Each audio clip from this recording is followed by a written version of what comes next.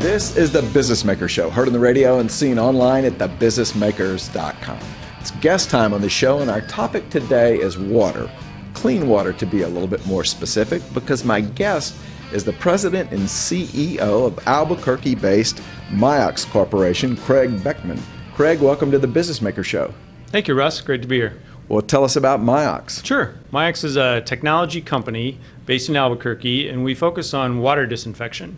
Specifically, we produce machines that our customers use on their own site to actually produce their own disinfection chemical, which is safer and often for them less expensive. Well, I think everybody would agree that clean water is seeming to become more and more important in the world. So it must be a great time to be in the water business. It is a great time to be in the business. It's never a lack of challenging situations to find, and certainly never a lack of interest in our technology. We've had our base historically in swimming pools and drinking water, and are now leveraging that base to look at some other industrial segments, specifically oil and gas development and energy. Okay, cool. So how old is the company? The company is about 15 years old. It actually goes back originally to the Los Alamos labs, where technology was developed with a government grant to come up with a better form of disinfectant that could be produced safer, more effectively. And that technology was then licensed into MIOX to create our corporation and really our beginnings in the drinking water segment. And since we've done a number of innovations to look at what other chemistries we could develop and solve problems with. Okay, now disinfectants, you mentioned swimming pools and drinking water. I always thought all of that was just solved by dumping a bunch of chlorine in water. Sure, that is by far and away the most common disinfectant that's used globally, and it is very effective. However, it does have some side effects, whether it's used in liquid form or even in gas form. It can cause some safety hazards. So, for example, Homeland Security for the last 10 years has been very interested and has gotten more involved in the handling of gas chlorine, because gas chlorine is actually the same thing as mustard gas. Oh. And so Homeland Security has gone to most of those municipalities that have used gas chlorine and required them to switch to an alternate form that is safer to handle and poses a less or a smaller security risk for national safety. Wow. That's pretty interesting. They've looked at alternative sources.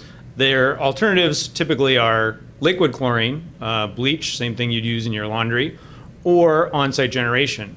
On-site generation, which we do as MIOX, offers some distinct advantages that it is more stable because you're actually storing the salt in a dry form and then activate it through the machine on site, as opposed to storing liquid bleach, which actually breaks down in heat.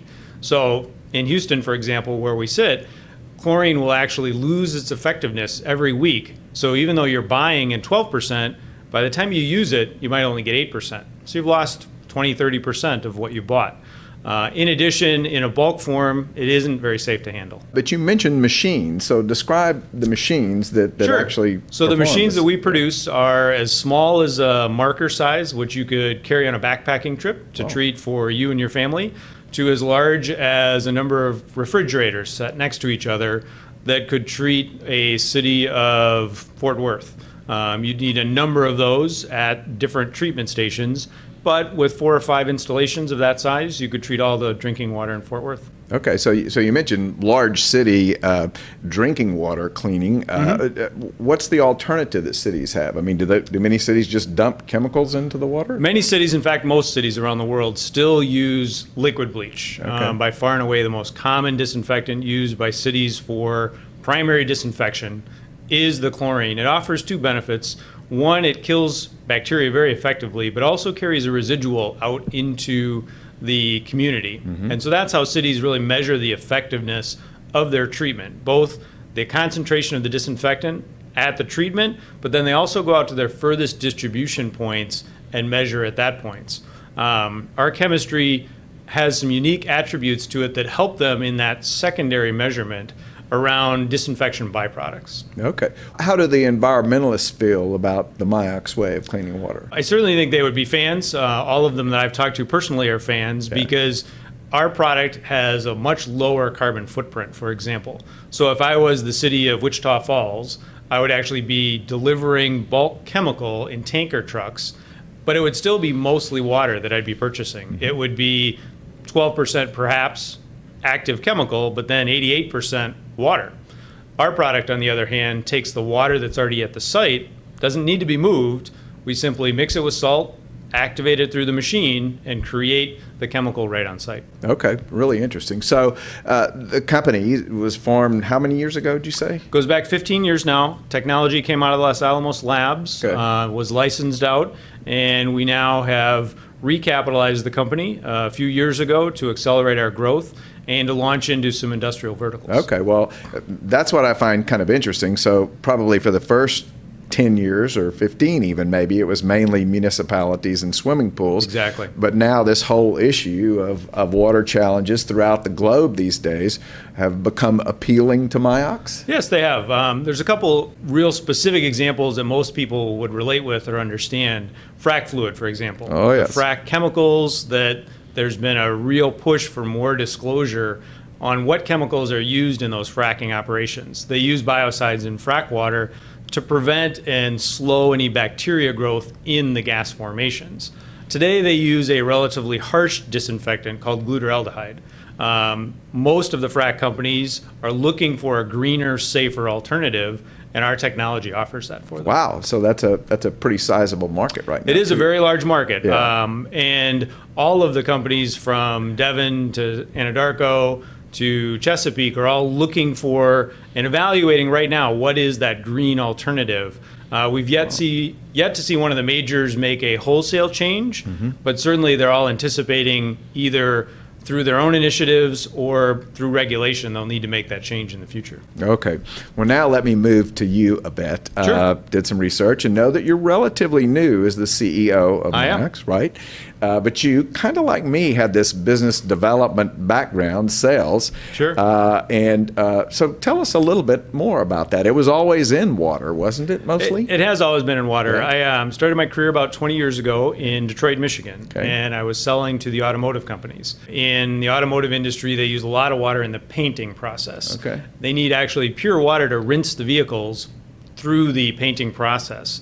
And I moved out there to sell. I had the keys to my car and a quota in my head, and that was about all I knew. But over a couple of years and some hard knocks, I had some success and got us listed as a Tier 1 supplier to Ford and to Chrysler, sold some systems, and learned how to sell out in Detroit. Okay, and so from there it was to another. From Detroit, that was with a company called Yeah. Osmonics. Yeah. Moved back to headquarters then to run sales and marketing for that company for a number of years, and eventually that company was sold to GE Water in 2002, Okay. and it was one of the 4 large companies that GE rolled up that has now become GE Water. Okay. As you know, our audience is a pretty smart business audience, and they probably find this to be very interesting. Did you always aspire to be the CEO of a company? I didn't aspire to be the CEO. I always aspired to be able to make decisions that had impact. And so whether that was in sales and marketing or product development, I've always been fascinated with technology development